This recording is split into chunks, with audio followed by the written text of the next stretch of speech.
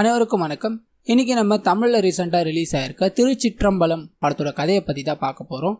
படத்தோட ஸ்டார்டிங்கில் ஒரு கார் ஆக்சிடென்ட் ஆகுற மாதிரி காமிக்கிறாங்க. நம்ம வாழ்க்கையில் பண்ண சின்ன தப்பு நம்மளை பெரிய அளவில் பாதிக்கும், ரொம்பவே பெரிய அளவில் அப்படின்ற மாதிரி ஹீரோவோட இன்ட்ரோடக்ஷனை காமிக்கிறாங்க. இவரோட பேர் சொல்லவே தேவையில்லை, இவர் தான் திருச்சிற்றம்பலம். இவரோட வீட்டில் போலீஸ் இன்ஸ்பெக்டரான இவரோட அப்பா, வயசான இவரோட தாத்தா பேரும் இவர் பேரே தான். இது 3 பேருமே ஒரே வீட்டில் தான் வாழ்ந்துகிட்டு இருக்காங்க. இவர் தன்னோட அப்பா கிட்ட பேசி 10 வருஷத்துக்கு மேலே ஆகுது. என்ன பிரச்சனை அப்படின்றத நம்ம கிட்ட சொல்லாமலையே இவரோட வாழ்க்கையில் இருக்கிற ஒரே ஒரு சந்தோஷம் என்ன அப்படின்னா அது இவரோட பெஸ்ட் ஃப்ரெண்டான நித்யா மேனன் தான் அப்படின்ற மாதிரி அவங்கள காமிக்கிறாங்க. கீழ் வீட்டில் தான் பார்த்தீங்கன்னா அவங்க இருப்பாங்க. இவங்க 2 பேருக்குள்ள பார்த்தீங்கன்னா எந்த ஒளிவு மரமே இருக்காது. எல்லா விஷயங்களையும் இவங்க 2 பேரும் மாற்றி ஷேர் பண்ணிப்பாங்க. ஒரு பெஸ்ட் ஃப்ரெண்டுக்கு உதாரணமாக ஹீரோ பார்த்தீங்கன்னா அவங்கள பார்த்துட்டு வருவார்.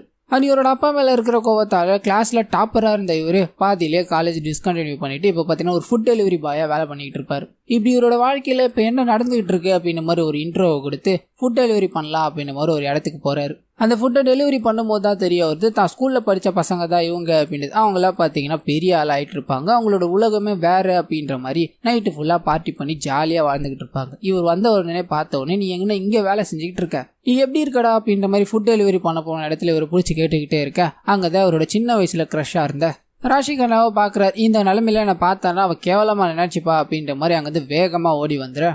அடுத்த நாள் எதிர்ச்சியா மறுபடியும் அவங்கள பார்க்குறாரு. இந்த வாட்டி இவங்களே பார்த்தீங்கன்னா கூப்பிட்டு பேச ஆரம்பிக்கிறாங்க. அன்றைக்கி நீ ஃபுட் டெலிவரி பண்ணேன்னு கேள்விப்பட்டேன், நீ என்னை பார்க்கவே இல்லையே, ஒரு ஹாய் கூட சொல்லிட்டு போலியே அப்படின்ற மாதிரி இவங்க கேட்க ஹீரோக்கு பயங்கர சந்தோஷம். ஆனால் அவங்களும் பார்த்தீங்கன்னா நீ கிளாஸில் டாப்பராக தானே இருந்த, எதுக்காக காலேஜ் டிஸ்கண்டினியூ பண்ணி இந்த மாதிரி பண்ணிகிட்டு இருக்கேன்லாம் கேட்க இவர் எதுவுமே சொல்கிற மாதிரி இல்லை. அங்கேருந்து கிளம்பலாம் அப்படின்ற மாதிரி ட்ரை பண்ண அவங்களே ஒரு கூப்பிட்டு நம்பரையும் வாங்கிக்கிறாங்க. இதனால இவருக்கு மனசுக்குள்ளே செம்ம சந்தோஷம். நம்ம க்ரஷ்ஷாக இருந்தவன் நம்மக்கிட்ட நம்பரே வாங்கிட்டாலே அப்படின்ற மாதிரி இந்த விஷயம் நித்யா மேனன் கிட்ட சொல்ல அவங்களுக்கு ஒரே யோசனை, நான் உன் ஃப்ரெண்டுன்ற முறையில் சொல்கிறேன், அவள் ஏதோ பிளான் பண்ணி தான் நம்பரை வாங்கியிருக்கா, எனக்கு என்னமோ சந்தேகமாக இருக்குப்பா அப்படின்ற மாதிரி சிரிச்சுக்கிட்டே இவங்க பேசிக்கிட்டே இருக்க கரெக்டாக ஹீரோக்கு அவங்க ஃபோன் அடிக்கிறாங்க. இந்த மாதிரி இங்கே எல்லாரும் ஸ்ட்ரைக் பண்ணுறாங்கன்னு கேள்விப்பட்டோம், நாங்கள் வீட்டிலே இருந்து ஆர்டர் பண்ணி சாப்பிட்டு வெளியே போகவே பிடிக்கல, உன்னால் இப்போ எங்களுக்கு சாப்பாடு வாங்கி தர முடியுமா அப்படின்ற மாதிரி கேட்க இவரு எல்லாத்தையும் வாங்கிட்டு போகலான்னு முடிவு பண்ணுறாரு. அப்போ தான் இவங்களோட கேர்ள் ஃப்ரெண்ட், அதாவது இவங்களோட பெஸ்ட் ஃப்ரெண்ட் பார்த்தீங்கன்னா இப்போ தெரியுதுரா அவள் எதுக்காக உன் நம்பர் வாங்கினா அப்படின்ற மாதிரி கிண்டல் அடித்து அனுப்பி வைக்கிறாங்க. இவரும் எல்லாத்தையும் வாங்கிட்டு போய் அவங்க கிட்ட கொடுத்து அதுக்கான பில்லு வாங்க. அப்போ பார்த்தீங்கன்னா அவங்க டிப்ஸ் அப்படின்ற ஒரு 50 ரூபாய் கொடுக்குறாங்க. இவருக்கு மனசே மாறி போயிடுது. தான் எதுக்காக இதை பண்ணோம் அப்படின்றது கூட தெரியாமல் டிப்ஸை கொடுத்து அனுப்புகிறாங்களே அப்படின்ற மாதிரி ஒடிஞ்சு போய் வந்துட்டுறாரு. இதை நித்யா மேனன் கிட்ட சொல்ல அவங்களுக்கு பயங்கரமாக சிரிப்பு. இதுக்கு தான் நான் அப்போவே சொன்னேன், எதுக்காக இந்த மாதிரி போய் பல்பெலாம் வாங்கிட்டு இருக்க அப்படின்ற மாதிரி கலாய்க்க இவரும் தனியாக போய் உட்காந்து சோக பாட்டை கேட்க ஆரம்பிக்கிறார். அப்போ இவரோட தாத்தா பார்த்தீங்கன்னா அங்கே நியூஸில் ஒன்று பார்த்துக்கிட்டு இருக்காரு. ஒரு மர்ம கும்பல் பார்த்தீங்கன்னா குழந்தைய கடத்திருச்சு, என்ன தேச எங்கே போனாங்க அப்படின்றது எதுவுமே தெரியல அப்படின்ற மாதிரி பரபரப்பாக போய்கிட்டே இருக்க அடுத்த நாள் கட் பண்ண ஹீரோ ஃபுட் டெலிவரி பண்ணலாம் அப்படின்ற மாதிரி போகிறார். அப்படி போகும்போது தான் கடத்தப்பட்ட குழந்தைய ஒரு நபர் வச்சிருக்காரு அப்படின்ற விஷயம் தெரியுது. இவர் பார்த்தீங்கன்னா வேற டோரை போய் தட்டி அங்கே கேட்டிருப்பார். அப்போ தான் கண்டுபிடிச்சிருப்பார். இந்த விஷயத்தை சும்மா விடக்கூடாது அப்படின்ற மாதிரி போலீஸ் ஸ்டேஷனுக்கு போக அங்கே தான் அவரோட அப்பா இருப்பார் இல்லையா, அவர்கிட்ட பேச மாட்டார். இதனால பக்கத்தில் இருக்கவங்க கிட்ட சொல்ல அவங்களும் அந்த இடத்துக்கு போய் அங்கே இருக்கிற நபரை பிடிச்சிடுறாங்க. அப்போ ஒரு துப்பாக்கி சுட ஹீரோ பார்த்தீங்கன்னா அந்த சத்தத்தை கேட்டு வேகமாக ஓடி போயிடுறாரு அங்கேருந்து. அண்ட் ஹீரோட அப்பாவும் அவரை பிடிச்சி ஜெயிலில் போட அந்த நபர் உன்னை கொல்லாமல் விட மாட்டான்டா அப்படின்ற மாதிரி உள்ளே போகிறார். இந்த சம்பவத்தை பாராட்டி ஹீரோட அப்பாவுக்கு பார்த்தீங்கன்னா பயங்கர வாழ்த்து வருது. இதை பார்த்துக்கிட்டே இருந்த ஹீரோவும் பிடிச்சி கொடுத்தது நானே, இவருக்கு என்ன பெருமை அப்படின்ற மாதிரி கேட்க 2 பேருக்குள்ள சண்டை வர ஆரம்பிக்குது. என்னோட தொழிலை பற்றி அவன் பேச வேணான்னு சொல்லு, அவனுக்கு அவ்வளோதான் மரியாதை அப்படின்ற மாதிரி சொல்லிட்டு ஹீரோ சுட்ட சத்தம் கேட்டவனே அங்கேருந்து ஓடி போயிட்டார் இல்லையா, அதை சொல்லி சிரிக்கவும் ஆரம்பிக்கிற ஹீரோக்கு செம்ம காண்டாயிடுது. அங்கே இருக்கிற சாப்பாடு தட்டை தூக்கி அடிச்சுட்டு நான் இப்படி ஆனதுக்கு யார் காரணம், எதனால இந்த மாதிரி பார்த்தாலே நான் பயந்து ஓடிக்கிட்டு இருக்கேன், எல்லாத்தையும் நீங்கள் தானே காரணம் அப்படின்ற மாதிரி சொல்ல அங்கே ஒரு தாத்தா பார்த்தீங்கன்னா ஒரு தட்டி அனுப்பி விட்டுறாரு. அந்த ஹீரோவும் மாடி மேலே போய் படுத்துக்கிட்டு நடந்த விஷயங்கள் எல்லாத்தையும் நினச்சி பார்த்துக்கிட்டே இருக்க அப்போ தான் பார்த்தீங்கன்னா இவரோட க்ரஷ் இருக்காங்க இல்லையா, அவங்க மெசேஜ் பண்ணுறாங்க. இந்த மாதிரி நான் அன்றைக்கி பண்ணதுக்கு ரொம்பவே சாரி, நம்ம வேற நாளைக்கு காஃபி ஷாப்பில் மீட் பண்ணலாமா அப்படின்ற மாதிரி மெசேஜ் பண்ணுறாங்க. இவருக்கு பயங்கர ஹாப்பி. உடனே ஓகே சொல்ல அடுத்த நாள் காலையிலே உங்களோட ஃப்ரெண்டு பார்த்தீங்கன்னா ஹீரோ வருவார் அப்படின்ற மாதிரி வெயிட் பண்ணிக்கிட்டே இருக்க. ஆனால் இவர் பார்த்தீங்கன்னா இங்கே வரல, கரெக்டாக கிளம்பி அவரோட க்ரஷை பார்க்கணும் அப்படின்ற மாதிரி காஃபி ஷாப்புக்கே போயிட்டுறாரு. நாங்கள் கொஞ்ச நேரம் பேசி இவங்க 2 பேரும் பார்த்தீங்கன்னா ஃப்ரெண்ட்லியாக ஹக் பண்ணிக்கிறாங்க, கிஸ் பண்ணிக்கிறாங்க. இந்த எல்லா விஷயங்களும் நடந்து முடிஞ்சிட இன்னொரு சைடு நித்யா மேனன் காலையில் அவன் என்கிட்ட சொல்லாமலே போயிட்டான், அவன் வரட்டும், அவன் கூட நான் பேசவே கூடாது அப்படின்ற மாதிரி நைட்டு வேலை எல்லாத்தையும் முடிச்சுட்டு வந்து படுத்துக்கிட்டு இருக்காங்க. அப்போ தான் இவங்களுக்கு நிறைய மெசேஜ் ரிசீவ் ஆகிக்கிட்டே இருக்கு ஹீரோ கிட்டே இருந்து. இவங்களும் என்னாச்சு அப்படின்ற மாதிரி பார்க்க அவர் வண்டி பிரேக் டவுன் ஆகி வழியிலே நின்றுக்கிட்டு இருக்காரு. என்னை வந்து கூட்டு போக முடியுமா அப்படின்ற மாதிரி ஒரு மெசேஜை போட்டிருப்பார். கோவமாக இருந்த இவங்களும் கோவத்தோடையே போகிறாங்க. அவரை பைக்கில் ஏற்றிக்கிட்டு என்ன சொன்னால் அவங்க க்ரஷ் அப்படின்ற மாதிரிலாம் கேட்க அவரும் ஹக் பண்ணது கிஸ் பண்ணது எல்லாத்தையும் சொல்ல அவங்க சடனாக ஒரு பிரேக் அடிக்கிறாங்க. என்னடா சொல்கிற அப்படின்ற மாதிரி கேட்க இப்போ அப்படியே அவங்க ஒரு சாங்கும் ஓடி முடியுது. அப்படியே கட் பண்ணா இவரோட தாத்தா ஒரு ஐடியாவை கொடுத்தாரு. இந்த சூட்டை வா அவகிட்ட லவ்வை சொல்லிடு, அப்பதான் ஒர்க் அவுட் ஆகும் அப்படின்ற மாதிரி நித்யா மேனன் கிட்ட போய் சஜஷன் கேட்கிறாரு. அவங்களும் பாத்தீங்கன்னா உனக்கு என்ன தோணுதோ பொண்ணு, அவளுக்கு ஒரு கவிதை எடுத்துட்டு போய் கொடு, அதுல இம்ப்ரெஸ் ஆகி கண்டிப்பா உனக்கு ஓகே ஆயிடுவா அப்படின்ற மாதிரி சொல்ல இவரும் ஒரு கவிதை எழுதிட்டு போய் அவங்க முன்னாடி படிக்கிறார். பயங்கரமா சிரிக்கிறாங்க. அதை பொருட்படுத்தாம இந்த மாதிரி சின்ன வயசுல இருந்து என்னோட கிரஷனி நான் உன்னை லவ் பண்றேன் அப்படின்ற விஷயத்த பட்டுன்னு சொல்லிட அவங்களுக்கு ஒண்ணுமே புரியல. நான் உன்னை பார்த்து ஃப்ளோட் பண்ணியிருக்கேன், அதெல்லாம் உண்மை, அதுக்காக இது லவ்லாம் எடுத்துக்க முடியாது, எங்களோட உலகம் வேற. ஃப்ளோட் பண்றதெல்லாம் லவ்னு நினைச்சீங்கன்னா அதுக்கு நான் ஒன்றும் பண்ண முடியாது, உன்னை அதுக்காகலாம் நான் ஒன்றும் லவ் பண்ண முடியாது அப்படின்ற மாதிரி சொல்ல இவர் செம்ம பல்பு வாங்கிட்டுறாரு. இதனால மனசு உடைஞ்சு உட்காந்துக்கிட்டு இருக்கும்போது நித்யா மேனனும் வராங்க. என்னாச்சு அப்படின்னு மாதிரி கேட்டு தெரிஞ்சுக்கிட்டு உள்ள பயங்கரமா சிரிச்சாலும் வெளியே பார்த்தீங்கன்னா அவருக்காக ஃபீல் பண்றாங்க. நான் அவனை தனியா விடவா அப்படின்ற மாதிரி கேட்க அவரும் நான் கொஞ்சம் தனியா இருக்கணும்னு ஆசைப்பட்டேன்னு அவங்கள அனுப்பி விட்டுட்டாரு. அந்த விஷயத்த ஒரு தாத்தா கிட்டேயும் சொல்ல அவரு பார்த்தீங்கன்னா லவ்ன்றது நிறைய வரும், அதுக்கெல்லாம் ஃபீல் பண்ணாத அப்படின்ற மாதிரி சமாளிச்சு விடுறாரு. அப்படியே கட் பண்ணா நித்யா மேனனும் ஹீரோவும் பார்த்தீங்கன்னா ஒரு படத்துக்கு போகலாம் அப்படின்ற மாதிரி போய் பாப்கார்ன் வாங்கி சாப்பிட்டுக்கிட்டே இருக்கும்போது அங்கே ஒரு க்ரஷ்ன்னு சொல்லி சுத்திக்கிட்டு இருந்தா இல்லையா, அவங்களோட ஆளுங்களோட வராங்க. அங்கே இருக்கிற எல்லாருக்குமே ஹீரோ இவங்களை ட்ரை பண்ணது தெரிஞ்சு போக ஃபுட் டெலிவரி பண்றவனுக்கு இவ கேக்குதா அப்படின்னு மாதிரி பயங்கரமா கலாய்க்கிறாங்க. ஹீரோக்கு சண்டை போடுறதுன்னா பயங்கர பயம். இதனால அவங்க என்ன சொன்னாலும் அமைதியா உட்காந்துக்கிட்டே இருக்க. ஆனா நித்யா மேனனுக்கு அப்படி இல்லை. உங்களுக்கு என்னடா பிரச்சனை அப்படின்ற மாதிரி அவங்கள பயங்கரமா திட்டுறாங்க. ஹீரோவும் எவ்வளவோ தடுத்து விட்டுக்கிட்டே இருந்தாலும் ஆனா இவங்க பாத்தீங்கன்னா ஹீரோக்கு சப்போர்ட் பண்ணி திட்டிக்கிட்டே இருக்காங்க. கோவமான அவங்களும் இவங்கள பயங்கரமா திட்ட ஹீரோ சண்டை போடாம அப்படியே நிக்கிறாரு. எதுவும் பேசாம வீட்டுக்கு கூட்டு போயிட்டாரு. அவனுக்கு அவ்வளோ என்ன அசிங்கமா கேட்கறானுங்க, உனக்கு சண்டை போடணும்னு தோணல அப்படின்ற மாதிரி கேட்க சண்டையை நான் வளர்க்க விரும்பல, சண்டைனாவே எனக்கு பயம், என் நிலைமை தெரிஞ்சும் நீ இப்படி பேசுறிய அப்படின்ற மாதிரி 2 பேருக்குள்ள ஒரு சண்டை. இனிமேல் என்கிட்ட பேசாது அப்படின்ற மாதிரி சொல்லி அனுப்பிடுறாங்க. அண்ட் வீட்டுக்கு போனா இவங்களோட மெசேஜ்க்காக காத்துக்கிட்டு இருக்காங்க. அவங்களும் பாத்தீங்கன்னா ஹீரோ எப்ப மெசேஜ் பண்ணுவாரு அப்படின்ற மாதிரி காத்துக்கிட்டே இருக்காங்க. ஏன்னா இவங்க 2 பேரும் பேசாம கொஞ்ச நேரம் கூட இருக்க மாட்டாங்க. இந்த தாட்லயே பாத்தீங்கன்னா ஹீரோட அப்பா சட்டையை ஒரு ஓட்டை போட்டு விட்டுறாரு, போலீஸ் சட்டை. நாளைக்கு வேற கமிஷனர் ஆபீஸ்க்கு போகணும், சட்டையை அயன் பண்றன்ற பேர்ல எதுக்காக இந்த மாதிரி பண்ணி வச்சிருக்கீங்க அப்படின்ற மாதிரி ஹீரோட அப்பா சத்தம் போட இவர் பாத்தீங்கன்னா மரியாதையே இல்லாம நான் தான் பண்ணேன், அதுக்கு என்ன பண்ணுன்ற, வேற சட்டை இல்லையா உனக்கு, சட்டை ஓட்ட போடுறதுல பெருசா பேசிக்கிட்டு இருக்க அப்படின்ற மாதிரி பேச பயங்கர சண்டை ஏற்பட ஆரம்பிக்குது. உனக்கு என்னதான் வேணும் இப்போ, எதுக்காக இவ்வளோ கோவம் உனக்கு, எல்லாரும் எது தெரிஞ்சு பேசி அப்படி என்னத்தை வாரிட்டு போப்பாரு அப்படின்ற மாதிரி இவரோட அப்பா வேகமா கத்த இவர் பயங்கர எமோஷனல் ஆயிடுறாரு. எனக்கு என் அம்மாவும் என் தங்கச்சியும் வேணும், அவங்கள உங்களால திருப்பி கொடுக்க முடியுமா அப்படின்ற மாதிரி வேகமா கத்திட்டு அங்க இருந்து போகிறார். இவரோட தாத்தாவும் என்னடா இப்படி பண்ணிக்கிட்டு இருக்கீங்க அப்படின்ற மாதிரி தலையில கையை வச்சுக்கிட்டு உட்காந்துட்டார். ஒரு பக்கம் ஹீரோட அப்பா தனியா ரூம்ல உட்காந்து இது எல்லாத்தையும் யோசிச்சுக்கிட்டே இருக்க, இன்னொரு சைடு ஹீரோ பாத்தீங்கன்னா மாடி மேல போய் யோசிச்சுக்கிட்டு இருக்காரு. அப்பதான் இவங்களோட ஃபேமிலிக்கு என்ன நடந்தது அப்படின்னு ஒரு சின்ன பிளாஷ்பேக் ஒன்று வருது. குடும்பத்தோட இவங்க வண்டியில போய்கிட்டே இருக்கும்போது ஹீரோட அப்பா பார்த்தீங்கன்னா மொபைல் ஃபோன் எடுத்து வந்துகிட்டே இருப்பார், வண்டி ஓட்டத்தை கவனிக்காம. ஹீரோவா அவர்கிட்ட எவ்வளவோ ரோட்டை பார்த்து ஓட்டுங்கப்பா அப்படின்ற மாதிரி சொல்லிக்கிட்டே இருக்க, முக்கியமான கால்ரா அப்படின்ற மாதிரி எடுத்து பேச ஒரு லாரி குறுக்கில் வந்திருக்கும். அந்த ஆக்சிடென்ட்ல ஹீரோட அம்மாவும் தங்கச்சியும் ஸ்பாட்ல இறந்து போயிட்டு இருப்பாங்க. அந்த ஹீரோக்கு சில அடிகள் பட்டு உயிர் பொழிச்சிருப்பார். நான் அன்னைக்கே செத்துருந்தேன் அப்படின்னா இந்த ஆளு சந்தோஷமா இருந்திருப்பான், எனக்கு வாழ்றதே பிடிக்கல அப்படின்ற மாதிரி ஃபீல் பண்ண இவரோட தாத்தாவோ அட்வைஸ் பண்ணி சாப்பாடு சாப்பிட வாடா அப்படின்ற மாதிரி கூப்பிட்டு போறாரு. அந்த அடுத்த நாள் காலையில இருந்து வழக்கம் போல வேலைக்கு போயிடுறாரு. இந்த வாட்டி இவரோட ஃப்ரெண்டும் பேசல, வீட்லயும் சண்டை இல்லையா, அதனால 3 வண்டி ஓட்டிட்டு போய்கிட்டே இருக்கும்போது இவரோட ஃப்ரெண்டு கிட்ட இருந்து போன் வருது. உடனே ஹாஸ்பிட்டல் வாடா அப்படின்ற மாதிரி இவரும் வேகமா போய் பார்க்க இவரோட அப்பாவுக்கு ஸ்ட்ரோக்ஸ் வந்து லெஃப்ட் சைடு எல்லாமே செயல இருந்து போயிடுச்சு அப்படின்ற மாதிரி சொல்லுவாங்க. ஒன்றும் கவலைப்படாதீங்க, பிசியோதெரப்பி மூலமா கண்டிப்பா இதை சரி பண்ண முடியும் அப்படின்ற மாதிரிலாம் சொல்ல இவருக்கு என்னதான் கோவம் இருந்தாலும் தன்னோட அப்பா இல்லையா மனசு ஒடிஞ்சு போயிட்டுறாரு. அண்ட் கொஞ்ச நாள் கழிச்சு டிஸ்சார்ஜ் ஆகி வீட்லயும் கூப்பிட்டு வராங்க. நடக்கவே முடியாம வீல் சேர்ல வந்துகிட்டே இருக்கிறத பார்க்க இவருக்கு மனசே சரியில்லை. இவரோட தாத்தா கிட்டயும் போய் அந்த ஆளு சிங்கம் மாதிரி நடந்துகிட்டு இருப்பான், எல்லாரும் முன்னாடியும் என்ன அடிப்பான், அது எனக்கு பெருமையா தான் இருக்கும், இப்ப பாரு நடக்கவே முடியாம இருக்கான், அதான் ஏதோ ஒரு மாதிரி இருக்கு அப்படின்ற மாதிரி ஃபீலும் பண்றாரு. ஆனா இப்போ கூட பாத்தீங்கன்னா அவர் கூட பேசுறத அவாய்ட் பண்றாரு. அண்ட் இவரோட தாத்தாவும் தன்னோட பையனுக்கு எது தேவை அப்படின்ற மாதிரி ஹீரோட அப்பாக்கு எல்லாத்தையும் செஞ்சுக்கிட்டே இருக்க, ஒரு நாள் பாத்தீங்கன்னா ஹீரோட அப்பா பயங்கரமா முடியாம நான் ரெஸ்ட் ரூம் போகணும் அப்படின்ற மாதிரி தவழ்ந்து வந்துகிட்டு இருக்காரு.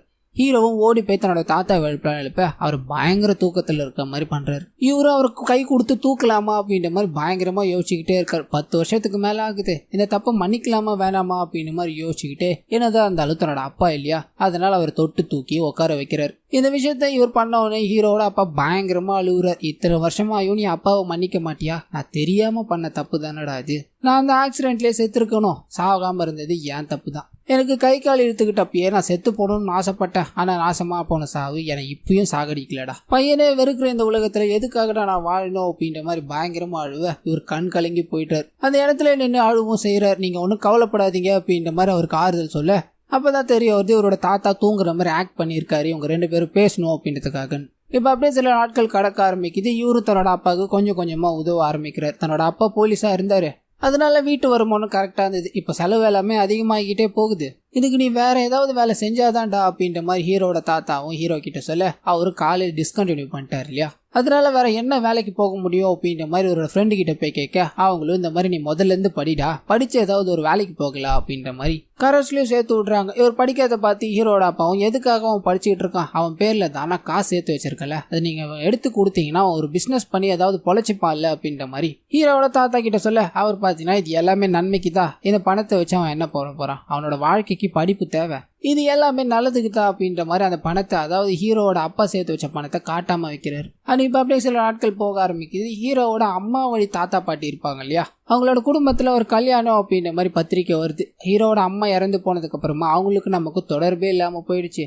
10 வருஷத்துக்கு மேல ஆகுது. அவங்களோட பொண்ணை நான் தான் கொன்னுட்டேன் அப்படின்ற கில்ட்டியோடையே என்னால் அங்கே போக முடியாது, நம்ம இந்த கல்யாணத்துக்கு போக வேணாம்ப்பா அப்படின்ற மாதிரி ஹீரோவோட அப்பாவும் அவரோட அப்பா கிட்ட சொல்ல, ஆனால் ஹீரோவோட தாத்தா பார்த்தீங்கன்னா ஒரு முடிவு எடுக்கிறார், சொந்தம் விட்டு போகக்கூடாது, அவங்கள நம்ம வெறுக்கிறாங்களே இல்லையோ அவங்களோட முகத்தில் நம்ம முழிச்சு தான் ஆகணும், நம்ம இந்த கல்யாணத்துக்கு போகணும் அப்படின்ற மாதிரி முடிவு பண்ணி அதுக்கான வேல்யூ பார்க்க ஆரம்பிக்கிறாங்க. போகிறப்ப ஹீரோவோட பெஸ்ட் ஃப்ரெண்டான நித்யா மேனனையும் கூப்பிட்டே போகிறாங்க. ஹீரோவோட அப்பா அவங்களோட முகத்தில் எப்படி முழிக்கிறது அப்படின்ற மாதிரி தயங்கி அந்த வீட்டுக்குள்ளே போக, அங்கே இருக்கிற எல்லாருமே உங்களை பார்த்தோன்னே பயங்கர சந்தோஷம் பண்றாங்க. 10 வருஷமாகதான் நீங்க எங்களை வந்து பாக்குறதுக்கு, நீங்க அப்போ வருவீங்க இப்போ வருவீங்க அப்படின்னு நினைச்சு நாங்களும் எவ்வளவு வருஷமா காத்துக்கிட்டு இருந்தோம் தெரியுமா அப்படின்ற மாதிரி அழுகுறாங்க. அதுங்களை கூப்பிட்டு போய் பயங்கரமா விருந்து வச்சு செம்மையா பாத்துக்கிறாங்க. இதை பார்த்து ஹீரோட அப்பாவுக்கும் பயங்கர சந்தோஷமா இருக்க, கொஞ்சம் கொஞ்சமா ஸ்ட்ரோக்ஸ் வந்து இவரோட கை கால்களும் சரியாக ஆரம்பிக்குது. இன்னொரு சைடு ஹீரோட தாத்தா பாத்தீங்கன்னா இந்த கல்யாணம் முடிஞ்சு போகிறதுக்குள்ள நீ கமிட் ஆயிடும், யாராவது ஒரு பொண்ணு உனக்காக இருப்பாடா அப்படின்ற மாதிரி சொல்ல ஹீரோவும் தேட ஆரம்பிக்கிறது. அப்பதான் பாத்தீங்கன்னா பிரியா பவானி என்ட்ரி. அவங்க தப்பா டான்ஸ் ஆடுறத பார்த்து இவருக்கு பயங்கரமா பிடிச்சி போயிடுது. அவங்க கிட்ட பேசணும் அப்படின்ற மாதிரி இவரோட பெஸ்ட் ஃப்ரெண்டு கிட்ட ஐடியாவை கேட்கிறாரு. அவங்களும் ஏதோ ஒன்றத்தை சொல்லி அனுப்ப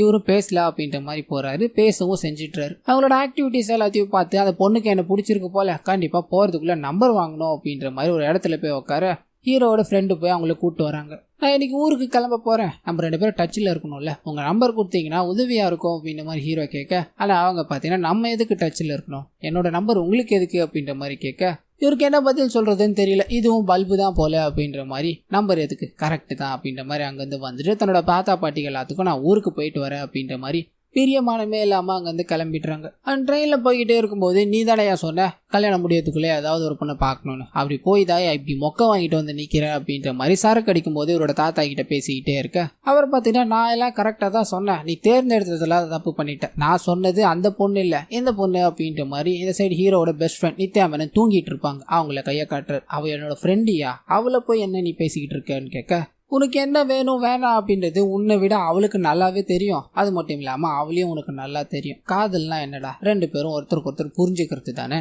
இதுக்கு மேல என்ன அண்டர்ஸ்டாண்டிங் வேணும் உங்களுக்கு அப்படின்ற மாதிரிலாம் கேட்க, ஆனா இவர் பாத்தீங்கன்னா கன்வின்ஸ்டா ஆகல. இனிமேல் நீ அந்த பார்வையில பாரு, மேபி உனக்கு புரிஞ்சா புரியும்னு சொல்ல, இதுக்கப்புறம் அவங்க பேசும்போதெல்லாம் ஒரு லவ் ஃபீலோடய பார்க்க ஆரம்பிக்கிறார். ஆனா அது மட்டும் இல்லாம அவங்க இல்ல அப்படின்னா இவருக்கு பயங்கர சோகமா இருக்கும். அதே போலதான் அவங்களுக்கும் இது எல்லாத்தையும் வச்சு லவ் தான் போல இது அப்படின்ற மாதிரி முடிவு பண்ணி ஒரு நாள் தனியா மாடிக்கு கூப்பிட்டு, இந்த மாதிரி நான் உன்னை லவ் பண்றேன், நம்ம 2 பேரும் வாழ்க்கையை ஷேர் பண்ணிக்கலாமான்னு சொல்றாரு. இதை கேட்டு போன இவங்க ஒரு நிமிஷம் வரைஞ்சு போயிடுறாங்க. என்ன ரியாக்ட் பண்றதுன்னு தெரியாம, இனிமேல் இந்த மாதிரி எல்லாம் பேசாத, இது பேசுனதை நீயும் மறந்துடு நானும் மறந்துடுறேன், நம்ம 2 பேரும் ஃப்ரெண்ட்ஸாவே இருப்போம் என்ன அப்படின்ற மாதிரி சொல்லிட்டு போக, இவரோட தாத்தாவை போய் பயங்கரமா திட்டுறாரு. நான் ஒழுங்கா அமைதியாவாச்சு போயிட்டு இருந்திருப்பேன், இப்போ அவன் பெஸ்ட் ஃப்ரெண்டும் இல்லாம ஃப்ரெண்டும் இல்லாம லவ்வரும் இல்லாம எதுவுமே இல்லாம போயிட்டாயா, எல்லாம் உன்னாலதாயா அப்படின்ற மாதிரி அடுத்த நாள்ல இருந்து அவங்கள பாக்குறதே ஒரு பாத்தீங்கன்னா அவாய்ட் பண்ண ஆரம்பிக்கிறார். அவங்களும் அவன் எங்க இருக்கா அப்படின்ற மாதிரி தேடிக்கிட்டே இருக்க, வீட்டுக்குள்ளே இருந்தாலும் இல்ல அப்படின்ற மாதிரி அவாய்ட் பண்றாரு. அவங்க மெசேஜ் பண்ணாலும் ரிப்ளை பண்ணாமலும் அவாய்ட் பண்றாரு. அப்படியே நாட்கள் போய்கிட்டே இருக்க, இவங்களுக்கு பாத்தீங்கன்னா அப்பதான் ஒரு ஆஃபர் வருது. கனடால உனக்கு ஜாப் ஆஃபர் வந்திருக்கு, அங்க போயிட்டீங்க அப்படின்னா உங்களுக்கு வெல் செட்டில்டு,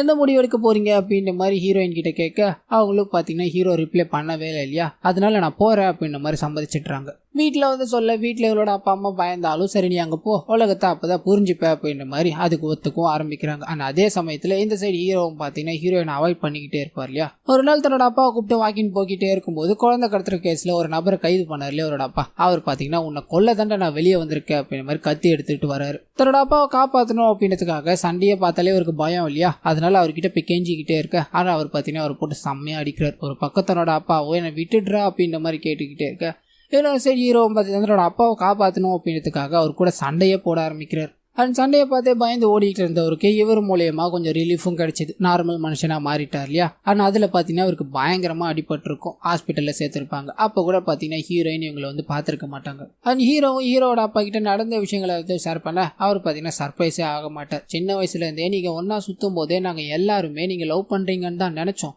ஆனால் நீங்கள் அப்படி எதுவுமே பண்ணலை. அதுதான் எங்களுக்கு சர்ப்ரைஸாக இருந்தது. சின்ன வயசுலேருந்தே அவள் உனக்கு தான் முடிவு பண்ண மாதிரி தாண்டா இருந்தோம். எல்லாமே சரியாயிடும் அப்படின்ற மாதிரி அவரு தான் ஆறுதல் சொல்ல, இந்த சைடு ஹீரோயினும் பார்த்தீங்கன்னா பேசுகிற மாதிரியே இல்லை. ஆனால் அப்போ தான் கனடா போகிற நாளும் வருது. வீட்டில் இருக்கிற எல்லார்கிட்டையும் சொல்லிட்டு எல்லா திங்ஸையும் எடுத்துக்கிட்டு கிளம்பலாம் அப்படின்ற மாதிரி முடிவு பண்ணுறாங்க. இந்த விஷயம் பார்த்தீங்கன்னா ஹீரோக்கு தெரிஞ்சிருக்காது. ஊருக்கு போகிறப்ப தான் ஹீரோயின் ஃபோன் பண்ணி நான் கனடா போகிறேன் அப்படின்ற விஷயத்த சொல்ல, ஏர்போர்ட்ல நான் உன்னை வந்து பார்க்குறேன், இப்போ நான் வேலையில் இருக்கேன் அப்படின்ற மாதிரி சொல்ல கட் பண்ணா. இன்னைக்கு நைட்டு ஃப்ளைட் ஏறதுக்காக ஹீரோயின் ஏர்போர்ட்டுக்கு போகிறாங்க. ஹீரோவும் பார்த்தீங்கன்னா வண்டி எடுத்துக்கிட்டு வேகமாக இவங்களை பார்க்கலாம் அப்படின்ற மாதிரி வர்றாரு. ஆனால் இவங்களை பார்க்க முடியல. வர வழியில் போலீஸ் கிட்ட மாட்டிக்கிறாரு.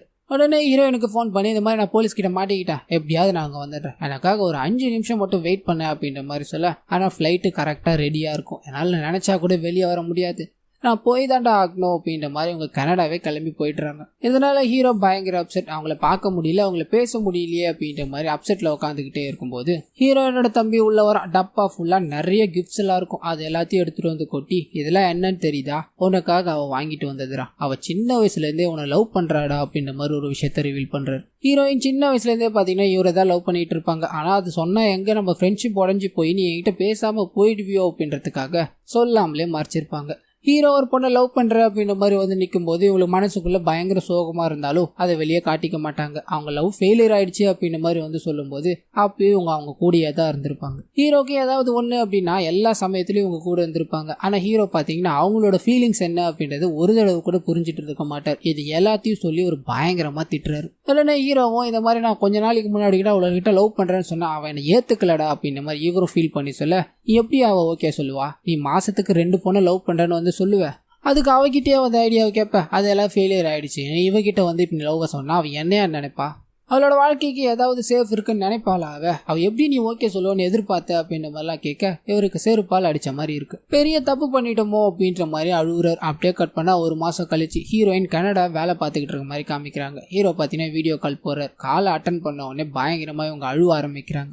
நான் இங்க வந்திருக்கவே கூடாது, எனக்கு இங்க இருக்கவே பிடிக்கலடா அப்படின்ற மாதிரி சொல்ல, திரும்பி பார்த்தா ஹீரோ பின்னாடியே நின்று வீடியோ கால் பேசிக்கிட்டு இருக்காரு. எனக்காக நீ எவ்வளவோ பண்ணியிருக்க, அது எல்லாத்தையும் நான் கொஞ்சம் கூட யோசிச்சு பார்க்கல, உனக்காக நான் இது பண்றது தான் கரெக்டா இருக்கும்னு நினைச்சேன் அப்படின்ற மாதிரி இவரும் கனடாக்கே அவங்கள பார்க்க வந்திருக்காரு. பார்த்த உடனே அவங்க கட்டி பிடிச்சி அழுகுறாங்க. 2 பேரும் லவ்வும் ஒன்று சேர ஆரம்பிக்கிறாங்க. அப்படியே கட் பண்ணா 2 பேருக்கும் கல்யாணம் ஆகி இவங்களோட வீட்டுக்குள்ள வராங்க. அண்ட் இவரோட தாத்தாவோட வாய்ஸ் ஓவரும் போக ஆரம்பிக்குது. இவங்க 2 பேருமே கல்யாணம் பண்ணிப்பாங்க அப்படின்ற மாதிரி எல்லாரும் தான் எதிர்பார்த்தோம். அதுதான் இப்போ நடந்திருக்கு. கீழே வீட்டில் இருக்கிற அந்த பொண்ணு மேல் வீட்டுக்கு வர்றதுக்கு இவ்வளோ பிரச்சனை அப்படின்ற மாதிரி ஒரு ஃபன்னான டயலாக் கூட இந்த படத்தை இதோட முடிக்கிறாங்க.